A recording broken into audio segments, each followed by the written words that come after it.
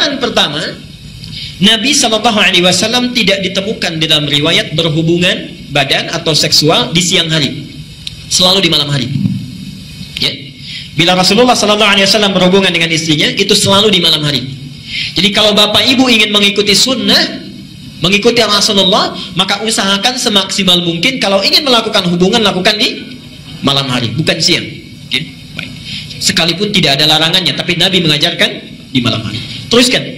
Kemudian setelah masuk kamar mandi, akan melakukan mandi. Setelah selesai, bukan wudhu ya, masuk kemudian akan mandi. Bagaimana cara mandinya? Dan mandi itu disebut dengan mandi apa? Dalam istilah fikih, mandi setelah berhubungan suami istri itu disebut dengan mandi janabah atau mandi junub. Saya tulis bahasa Arab ya. Mandi janabah atau junub. Bukan janub tapi junub. Kalau janub itu artinya selatan, shimal utara. Kalau junub itu mandi yang dilakukan setelah berhubungan.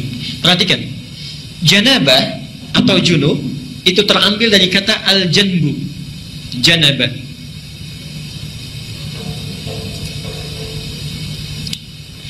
Yang berarti sisi,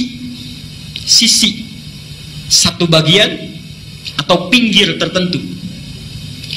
Sisi, satu bagian atau pinggir tertentu. Karena itu orang Arab kalau mengatakan saya di satu sisi, kamu di sisi yang lain. Ana fi hadzal janib wa anta fi janibin akhar. Jelas ya? Satu bagian tertentu. Kalau ini ingin dijamakkan, maka jamaknya menjadi junub atau jawanib. Jelas ya?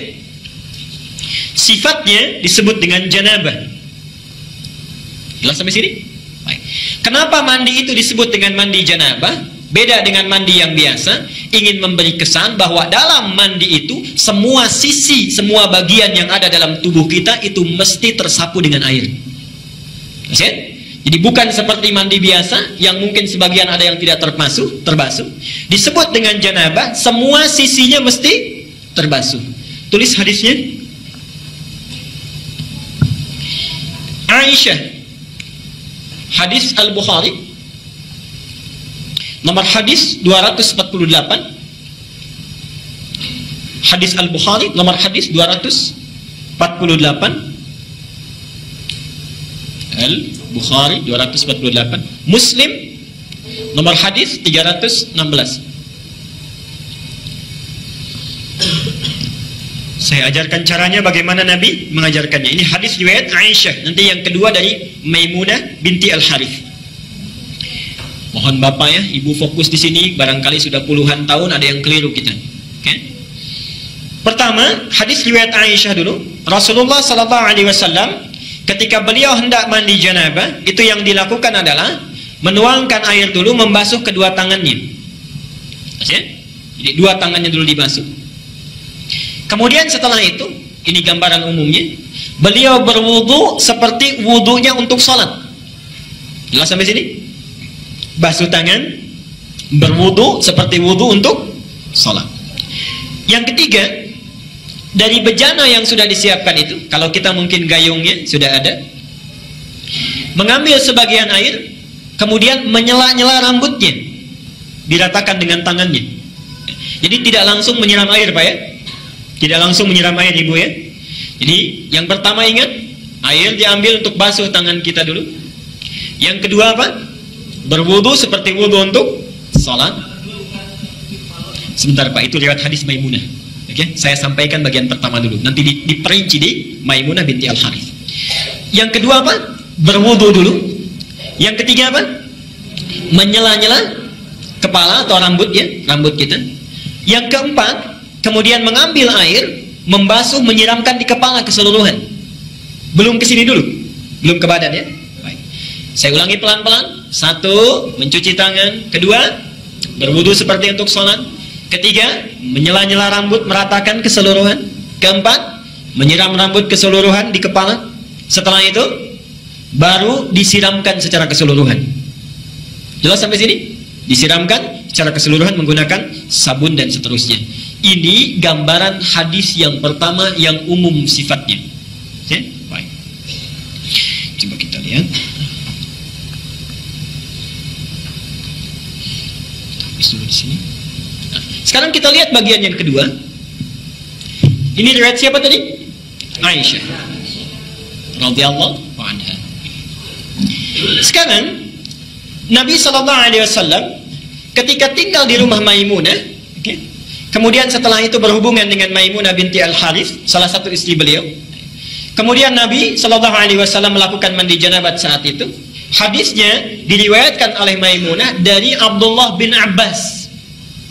Abdullah bin Abbas di Al-Bukhari nomor hadis 265.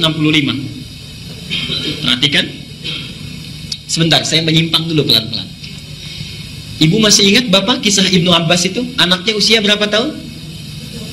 Baik. Silahkan cek pertemuan kita yang lalu, hadis Abu Daud nomor hadis 1365 itu ya. Ibnu Abbas dalam usia 4-5 tahun itu memaksa ingin tinggal di rumah bibinya Maimunah. Jadi Maimunah ini bibinya Ibnu Abbas. Tinggal di sana, ingin melihat bagaimana sifat bangunnya Nabi dari tidurnya sampai tahajud.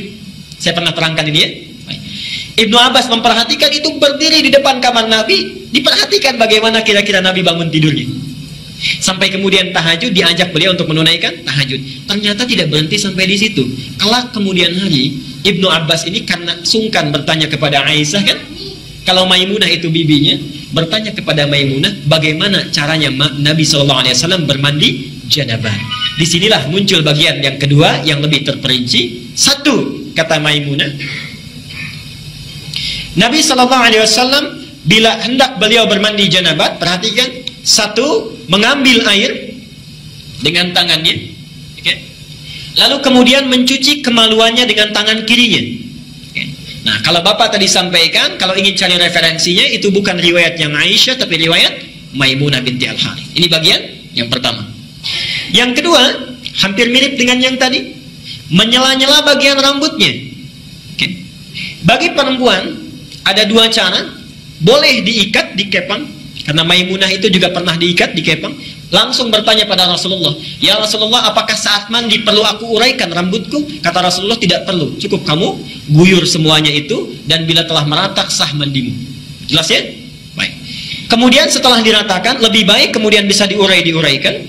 Setelah itu selesai, kemudian diguyur, selesai sampai sini, baru kemudian berwudu seperti wudu layaknya sholat. Tapi kaki belum dibasuh. Kaki belum dibasuh. Saya ulangi, ambil air, basuh kemaluan dengan tangan apa? Kiri. Setelah itu menyela-nyela kepala.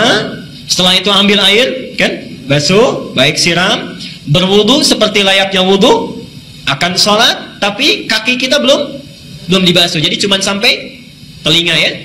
Setelah itu siramkan secara keseluruhan. Terakhir setelah selesai baru cuci kaki. Jelas sampai sini? Nah, ini bisa ditemukan di Al-Bukhari nomor hadis 265.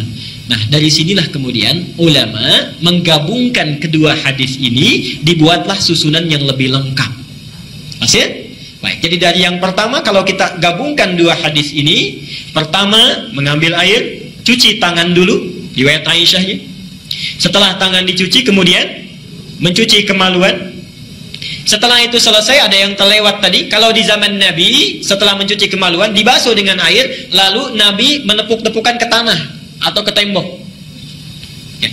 Itu maksudnya menghilangkan barangkali sebagian kuman-kuman yang masih menempel. Sifat tanah kan bisa menghilangkan, karena dulu belum ada sabun seperti sekarang. Kalau Bapak ingin ikut, Ibu ingin ikut sunnah Nabi, ikuti dengan cara yang cerdas. Jangan setelah dibasuh, tempel-tempelkan ke tembok ini. Cukup pakai sabun, dicuci dengan sabun. Saya ulangi dari awal.